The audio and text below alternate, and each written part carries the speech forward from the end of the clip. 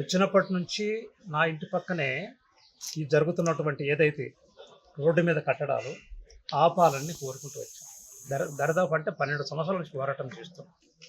ఇది చెప్పాల్సిన వాళ్ళందరికీ చెప్పాను, మున్సిపల్‌లో చెప్పాను, కట్టే వాళ్ళకి చెప్పాను. కట్టినవి కూడా కొన్ని గోడలు నేను రిక్వెస్ట్ చేస్తే తీసేశారు.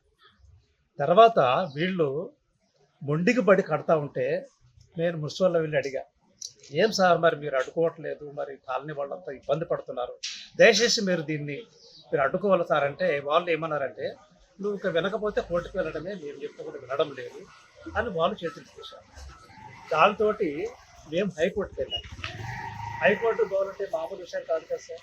50,000 ఖర్చు పెట్టి హైకోర్టుకి పోయి హైకోర్టులో దీనికి రోడ్ అని చెప్పి డిక్లరేషన్ తీసుకొచ్చాం. అంటే మీరు సొసైటీ ద్వారా సొసైటీ ద్వారా చేస్తున్నాం.